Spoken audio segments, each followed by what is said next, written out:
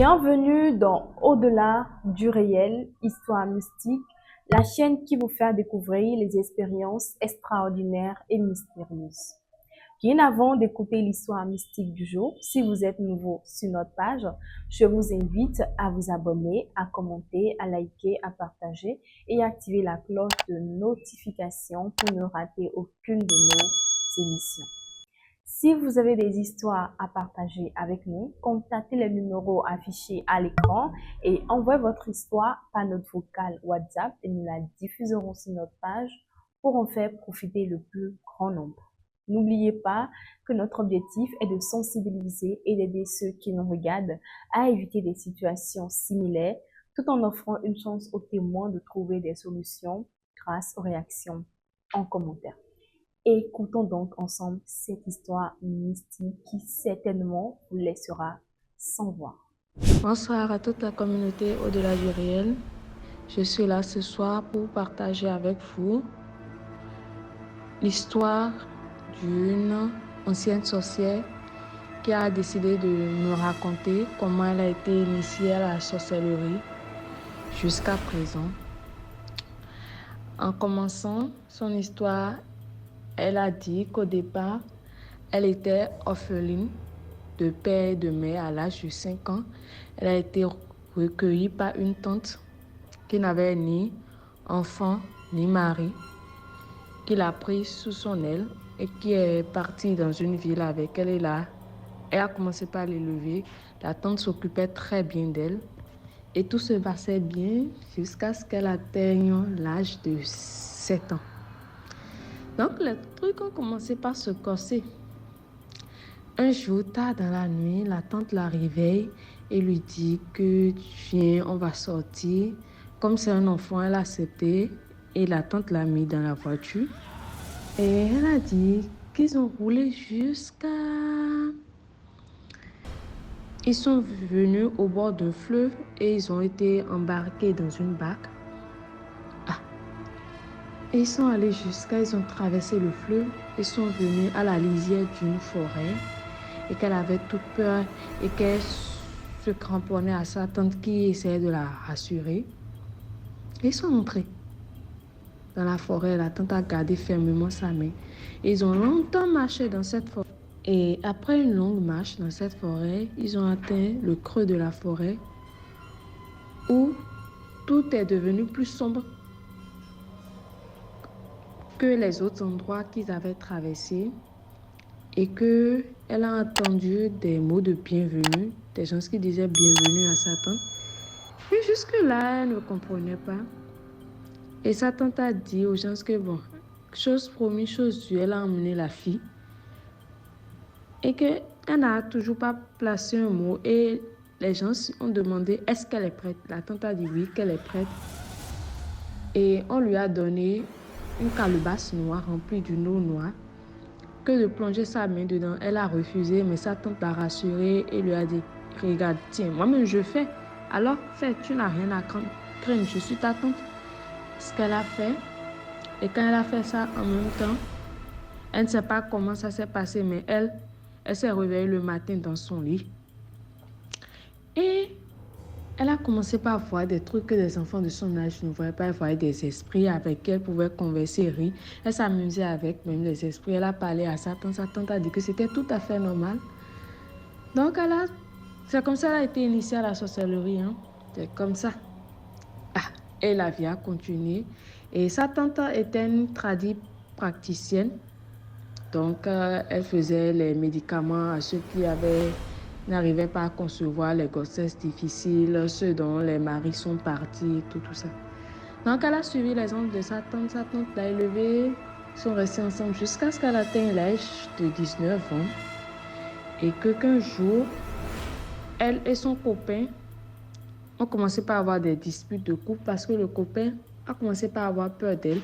Comment la fille avec qui je sors, chaque fois toi, tu parles seul, tu ris seul. Le gars demandait jusqu'à... elle ne voulait pas changer. Le gars a commencé par avoir peur. Le gars dit, tiens, moi je ne veux plus continuer la relation. Et quand le gars lui dit ça, c'est là qu'elle se rend compte qu'elle est enceinte du gars. Comment elle va gérer ça? Le gars lui dit, comment, quand je dis que je vais partir maintenant, c'est ça, tu me dis que tu as trouvé grossesse, ça, c'est pas pour moi. Tu te partages trop, ça, c'est pas pour moi. Elle dit, c'est pour toi. Le gars nié en bloc. Elle a dit, on ira chez ma tante. Elle a dit à la tante. Le gars a encore dit devant la tante, a juré même que c'est pas sa grossesse. La tante a dit, ok. Ils ont laissé le gars et le gars est parti. Et la tante a dit, voilà ce qu'on va faire. On va faire comme tu es resté chez moi, toi, mais tu connais déjà les trucs. Tu fais un retour d'affection sur ton homme. La fille a accepté, donc la tante n'a plus rien fait. Comme elle connaissait déjà comment elle va gérer ça, la tante l'a laissé, mais elle n'a pas fait ça. Elle est passée par derrière. Elle voulait en finir avec le gars. C'était comme si c'était un affront envers elle. Et dans son monde là-bas, elle a demandé à tuer le gars, mais ils ont dit qu'il devait avoir le sang du gars. Voilà qu'elle n'est plus ensemble avec lui pour avoir son sang. La seule chose qui les relie et dont le sang elle pouvait avoir, c'était son fœtus, l'enfant. Donc, elle s'est fait avorter, elle a utilisé le sang. Et doucement, vous savez, non, c'est pas comme à ma fin, on prend ça et puis on tire sur toi la sorcellerie. Elle a pris son temps pour gâter les affaires de l'homme. Doucement, doucement, doucement. L'homme était commerçant prospère, tout est gâté. Elle a continué jusqu'à... maman, la fille allait tuer l'homme. Elle a tué l'homme. La tante a appris ça, elle n'en revenait pas. Elle a dit, mais on n'avait pas dit ça comme ça. Pourquoi tu as tué l'homme? La tante s'est fâchée. Elle a dit, toi, tu commences pas à me dépasser. Tu ne peux pas avoir deux capitaines dans nos bateaux. Je te renvoie.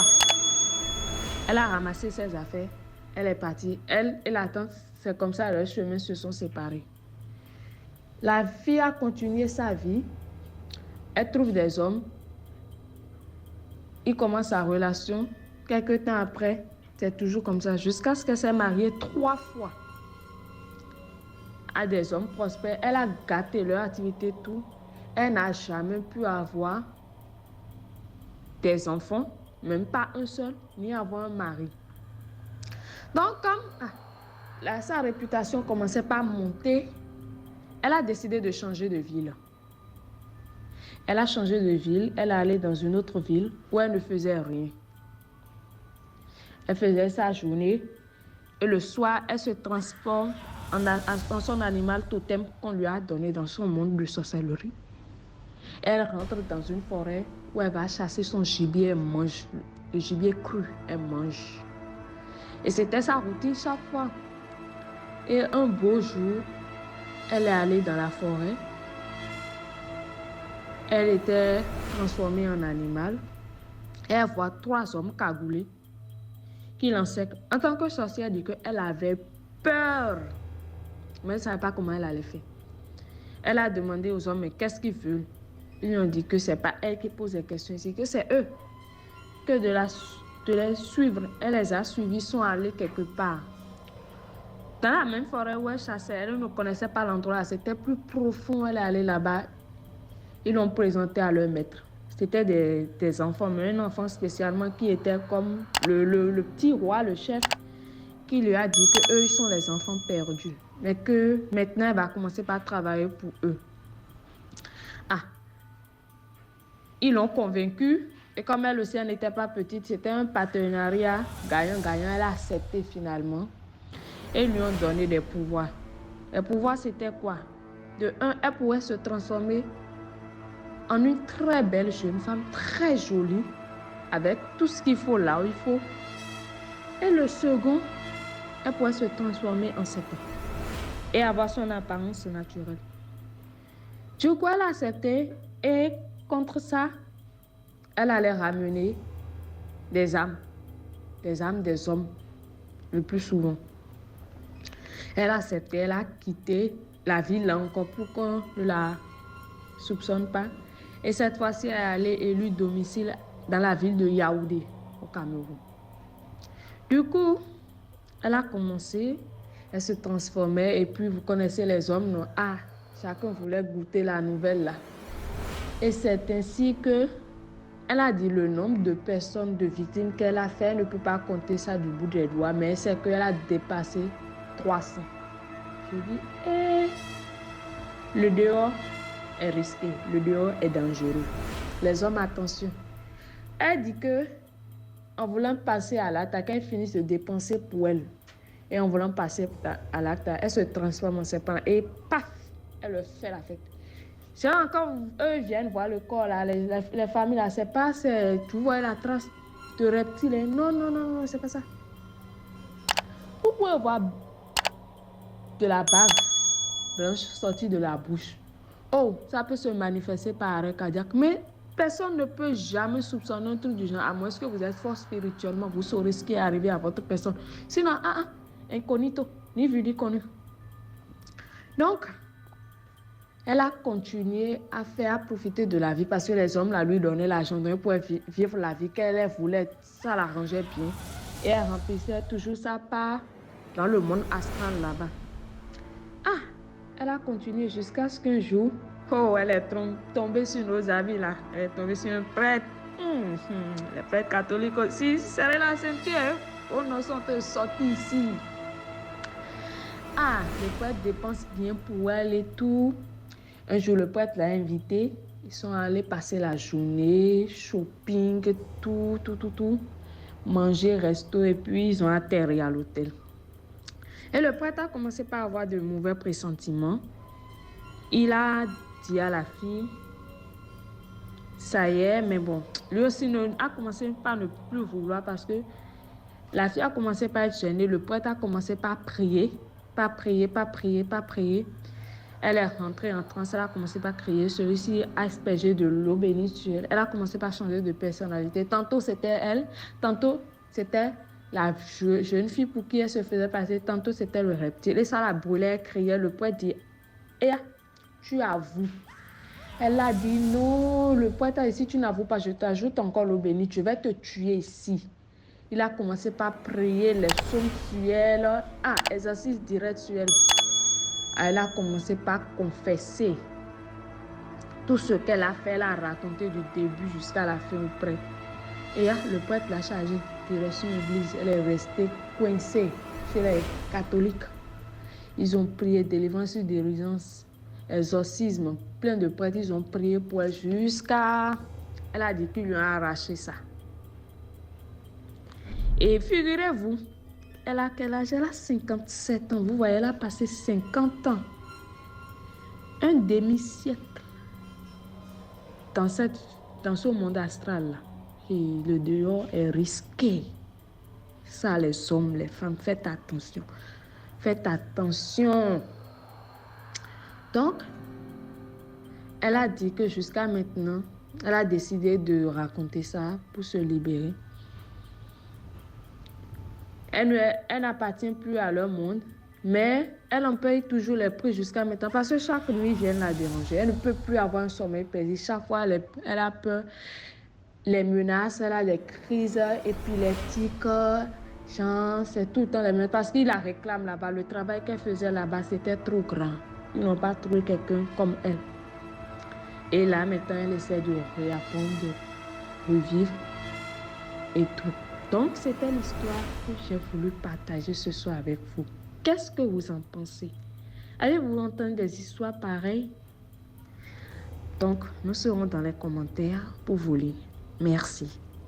Nous sommes à la fin de cette histoire.